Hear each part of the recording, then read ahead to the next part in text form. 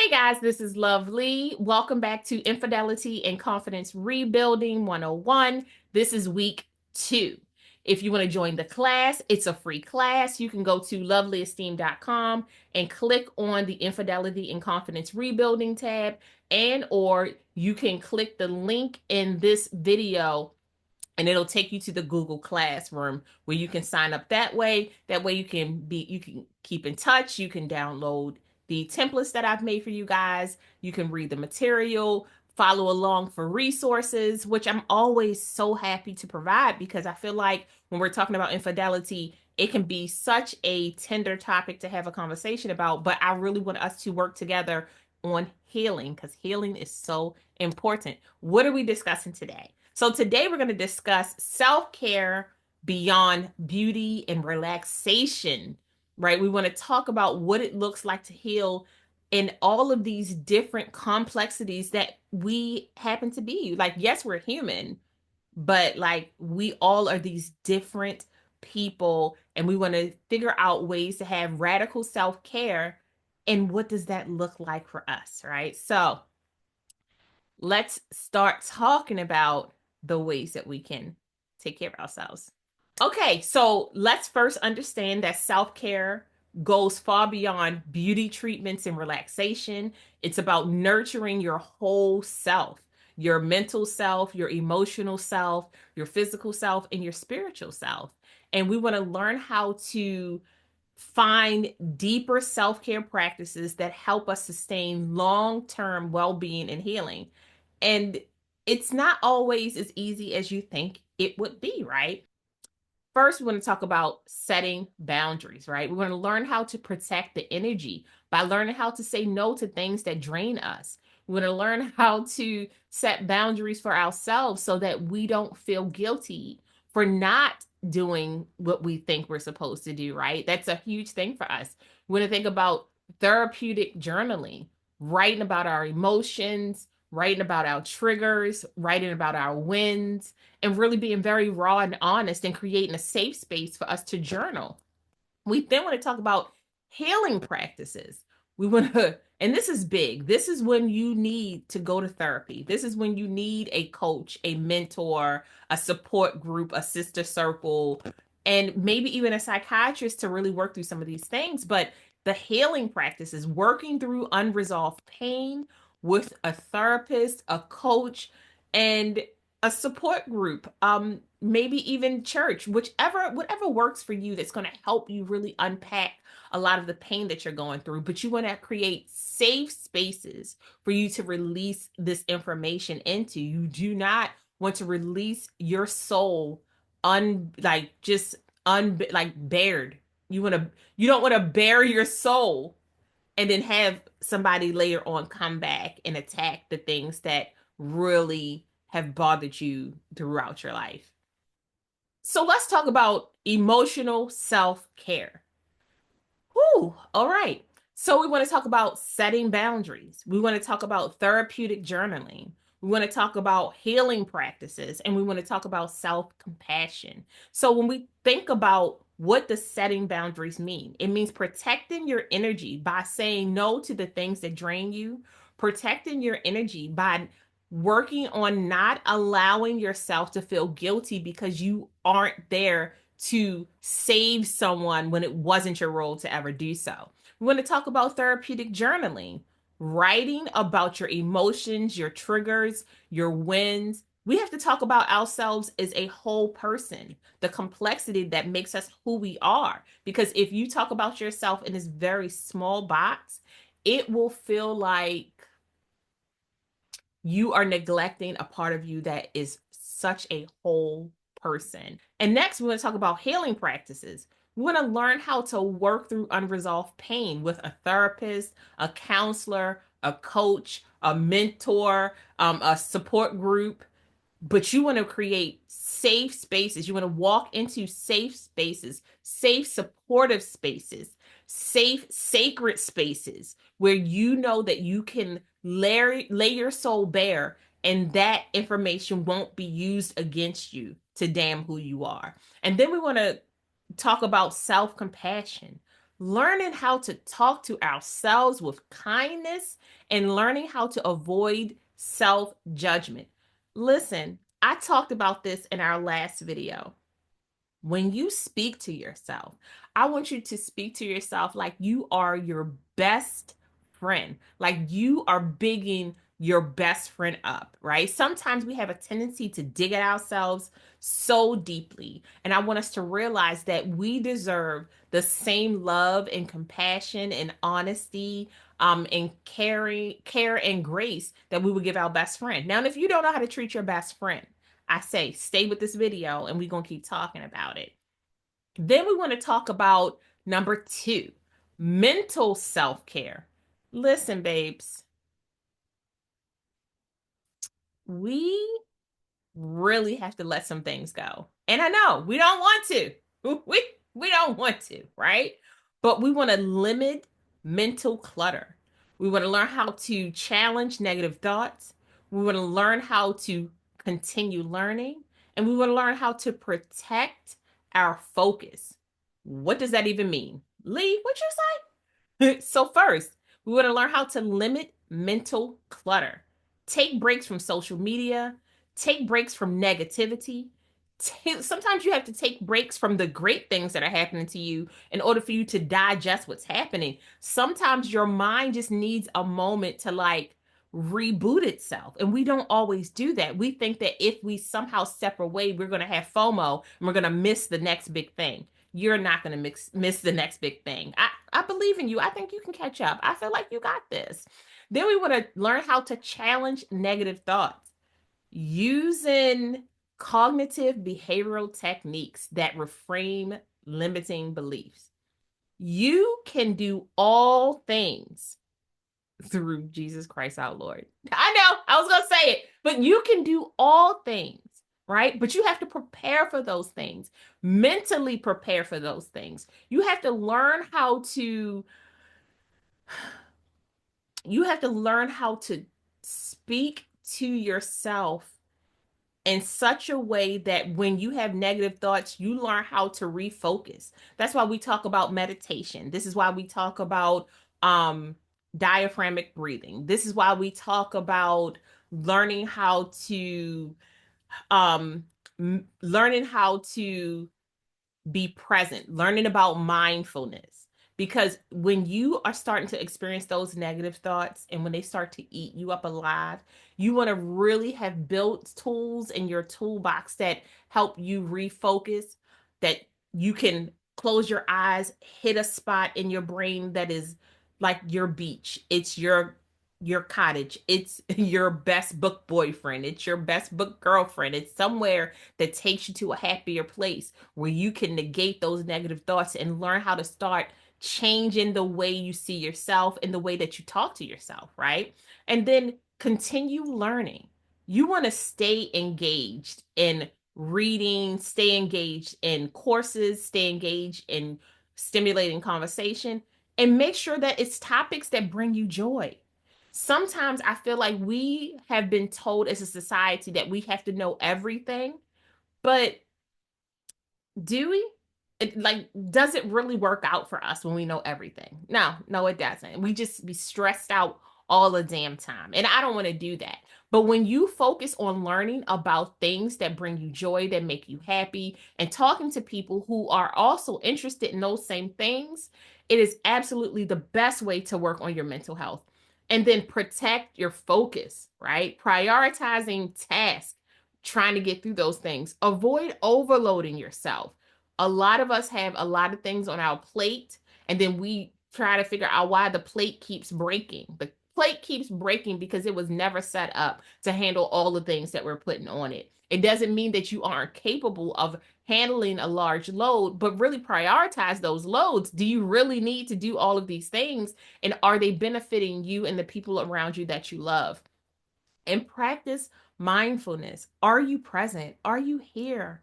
Are you are you in your body? Have you taken a moment to really like close your eyes and thank your toes and thank your arch in your foot, to thank the tendons in your knees, to thank your hip flexors, like to think, I know you like, why? because those things are needed for you to move forward, right? And there are a lot of people who don't have the option to use those things. So you think the things, the parts of your body that are working for you, you think and really be mindful of the your mind and it working for you. You thank your spirit for helping you still believe in you. These are big things. So practicing mindfulness is such a huge one. And now we want to switch over to physical self-care. Listen, I'm not going to be out here telling you to be Jane Fonda. I'm just not that's not I'm not the girl for it. It's I know some friends who could they could get your body right. I didn't see them do it. Works amazing. Fit like me divas. She on there tearing people bodies up, ripping them down. I love it. But we're talking about physical self-care. What does that look like, right? Move with love.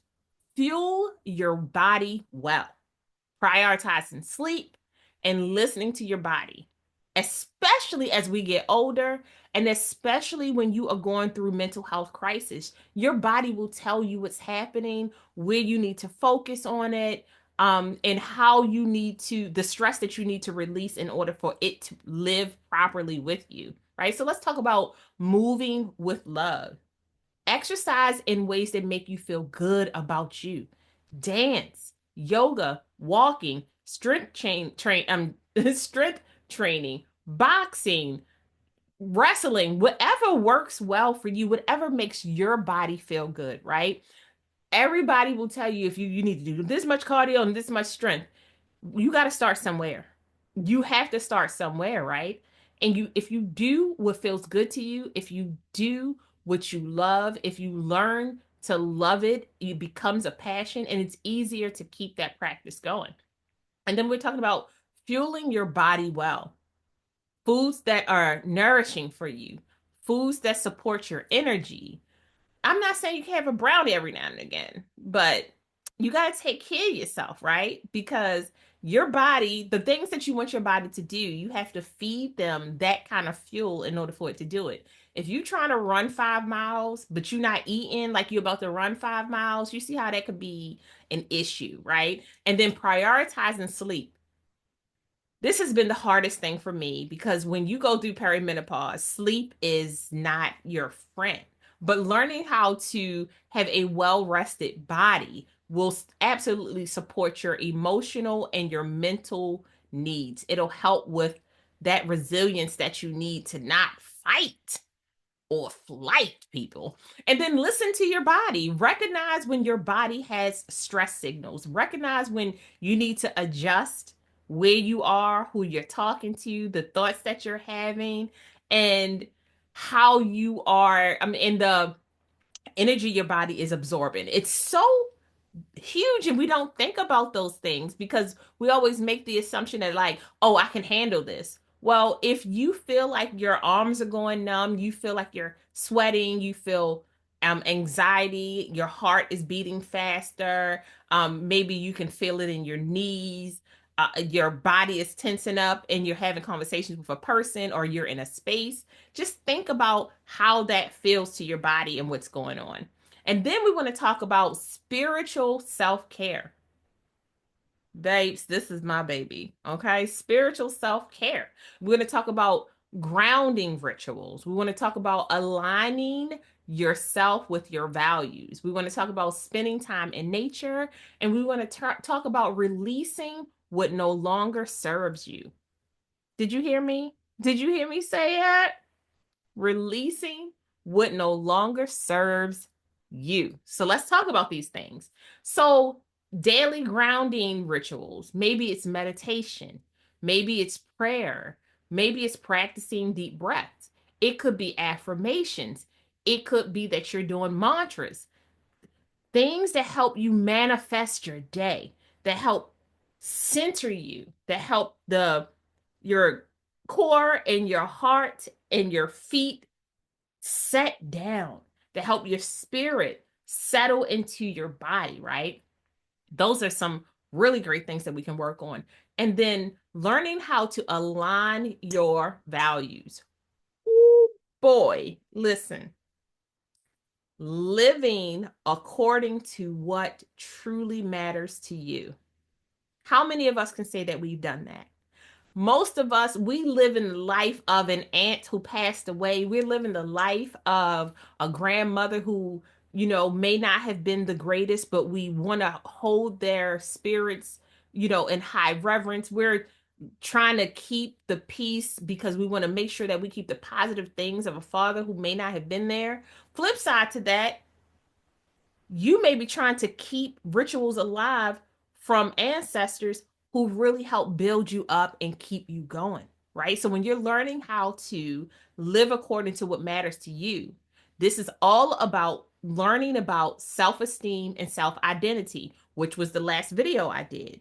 When you know who you are, when you can talk about yourself detached from anybody else's acts of service, anybody else's need for pronouns for you, it will change the way you see yourself and how you see value in the things that are around you, right? And then we want to talk about spending time in nature or connecting with something greater than you. Now, you could just be a person who, when you sit down in your grounding rituals, and you are praying and your eyes are closed and you're picturing where you are as you're praying. If you're praying at the altar, are you praying on the beach? Are you praying in a garden? Like these different places. And are you going outside to do this? Are you touching green? Are you touching the ground? Are you touching sand? Are you touching things that are otherworldly than you? Are you looking at water? Things like that that can really help you connect with something just greater than who you are. And then releasing what no longer serves you.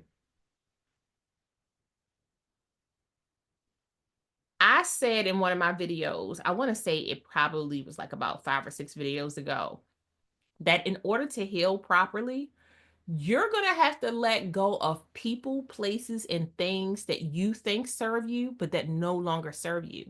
In order to heal properly, you're going to have to let go of your routine. In order to heal properly, you're going to be in uncomfortable spiritual spaces in your life by yourself that you're going to have to learn how to deal with, right? Because in order for you to let go of those things that no longer serve you, in order to release the things that no longer serve you, you're going to have to let go of people, habits, and environments that disrupt your peace. And you're going to have to figure out what peace looks like to you.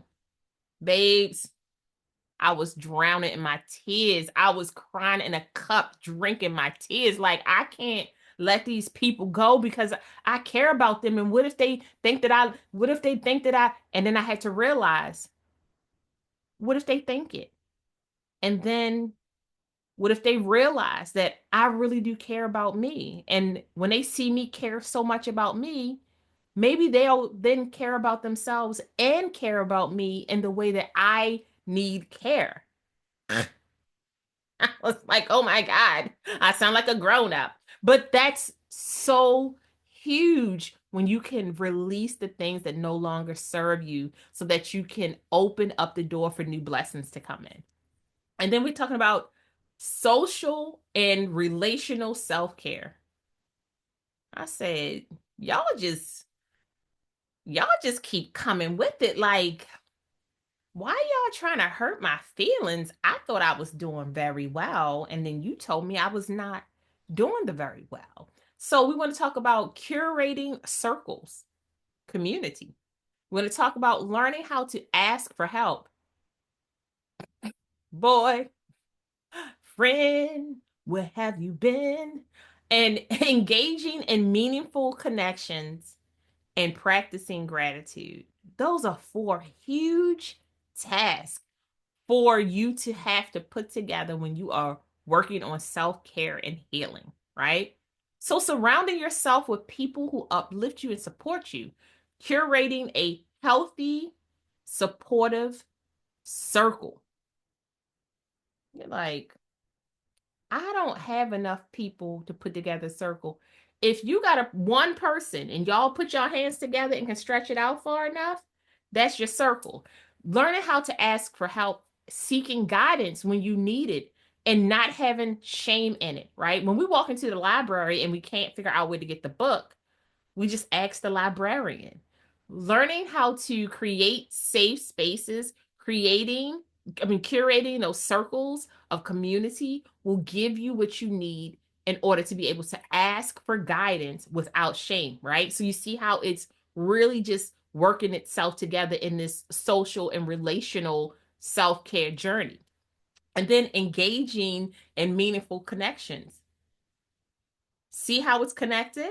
When you're creating this meaningful or curating this meaningful community where you can now ask for help and seek guidance, when you look to engage in meaningful connections, you'll be able to call on someone, text someone, spend time with someone, and it will feel like a hug. It will feel way more meaningful. It will feel so connected. It'll help you feel peaceful, and it'll help you validate the emotional needs that you have when you are trying to heal from such an event as infidelity and or just going through life. And then practicing gratitude, expressing appreciation to those who positively impact your life.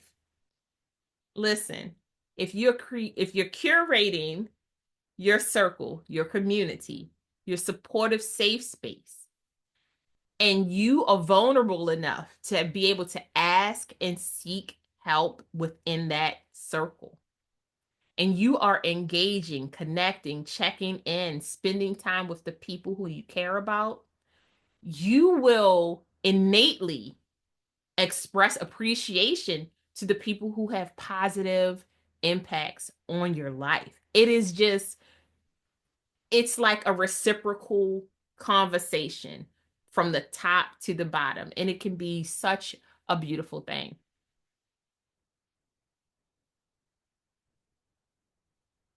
And now we want to focus on financial self-care.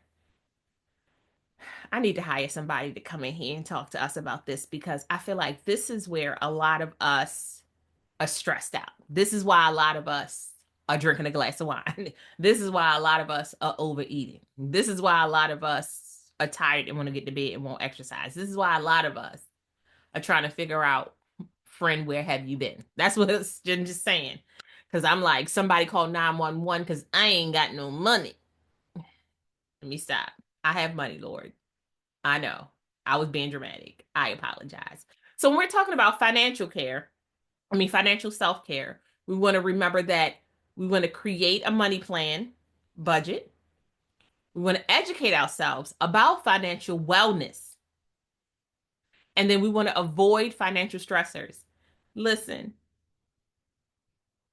as I was writing this, I was like, you tell me how to avoid financial stressors, and I might be able to make some extra money because somebody gonna pay me for this. But for real, I'm serious. I wasn't joking. So when we're creating a money plan, like budget for your goals and your emotional security. I have so many songs in my head.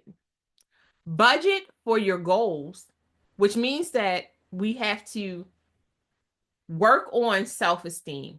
We have to work on self-identity. We have to find our passions, work on our purpose, educate ourselves, get to a space where we feel comfortable with what? Trusting ourselves, right? We all of this goes back to learning how to trust yourself in your decision making. And when you are building a budget for your goals could be, I want to move into an apartment in 3 months. Thanks. I'm so happy that my friend was let me stay with them, but I need to get up off of this. Okay, so the infidelity happened. I moved out. How can I improve my life, right?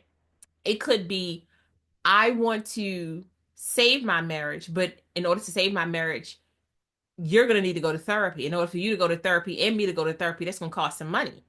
So we need to figure out what the budget should be set up, what we need to move around in order to make this work, which will absolutely work on your emotional security, right? Because my big thing has always been I have financial insecurities that are built into me. I'm always trying to make sure that everything is set up so that I can feel like and see the rewards and or the safety net for if any financial issues should arise.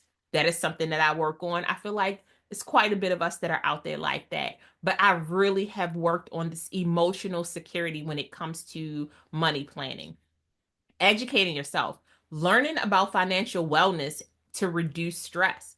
The more you know, the less you stress. Caveat, we ain't talking about politics, right? We're talking about your budget. You know where your money's coming from and you know where your money is going. It creates less questions for yourself, less stress for yourself. And that's something that a lot of us, we be like, well, we'll see what happens on Friday. Sometimes it be like that. Sometimes it be like that. And we want to avoid financial stressors. Realistically, there's some things that are going to happen that are going to happen in your life that you can't prepare for. You really can't, right? But if you set realistic goals for yourself and you stop comparing the money in your bank to the money in other people's bank, it will change the way you live your life. You need stop trying to keep up with the Joneses, the Smiths, the Cats, the Browns. No, right?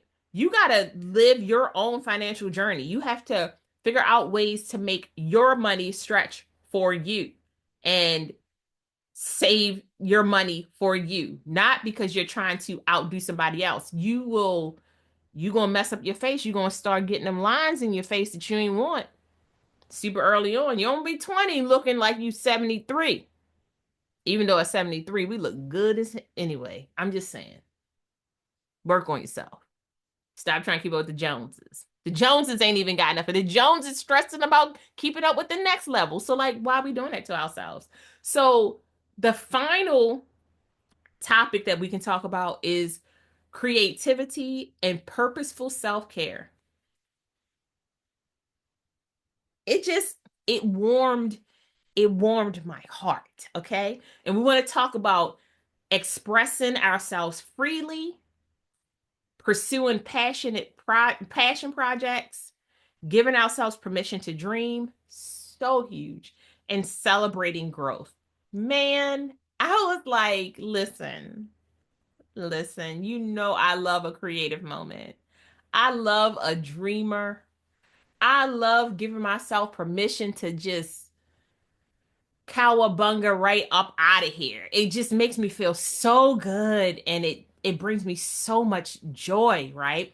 So expressing yourself freely, painting, writing, dancing, um poetry, it could be makeup, it could be fashion, it could be video games, just creating ways to enjoy who you are, doing things that bring joy to your day. Remember, I told you about joy.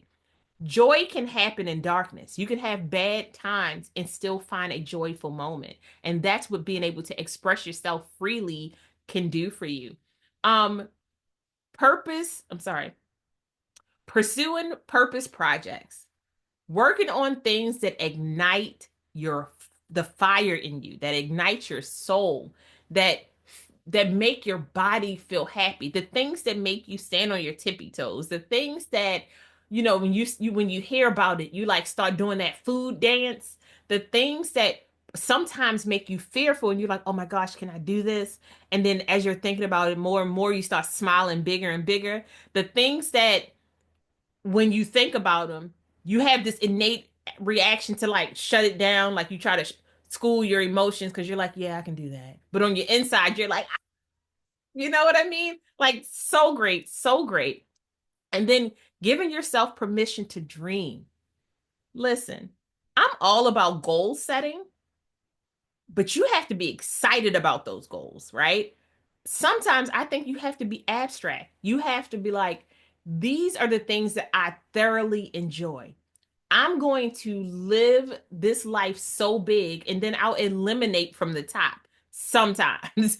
But being able to give yourself permission to dream and experiment and to freely express yourself and to pursue your passion projects is just, it absolutely is life changing. It is life changing and it challenges you. It helps you fight fear. It helps you fight anxiety. It helps you fight real purpose, because sometimes we think something is our purpose. It's like, I really love this thing. And then when you're faced with a problem, you're like, we can drop it. That's not your purpose. That's not your passion. This is just not your thing. And then celebrating your growth, large and small. I'm really big about celebrating every win every day. Now, do we have to have like a full-fledged party? I say shake your shoulders, give yourself a high five. Look at yourself in the mirror and be like, what we did today? We survived. We went outside and then we came back in here and we survived. Girl, you took a shower today. You took a shower today. Like, baby, you wrote in your journal, you wrote 2 sentences. Stop playing with me. I see you over here trying to be poetic justice. I'll see you over here doing it. You have to learn how to really make celebrating fun for yourself in small ways, right? Because self-care is about creating a life that feels good on the inside, not just looking good to everybody on the outside. And a lot of us miss that. Like, yes, I'm going to take care of the skin. Yes, I am, baby. I'm going to take care of the skin. But if I don't take care of the inside of my body, my skin will reflect that. If I don't take care of my mental health, my life will reflect that. And that's so, so super huge.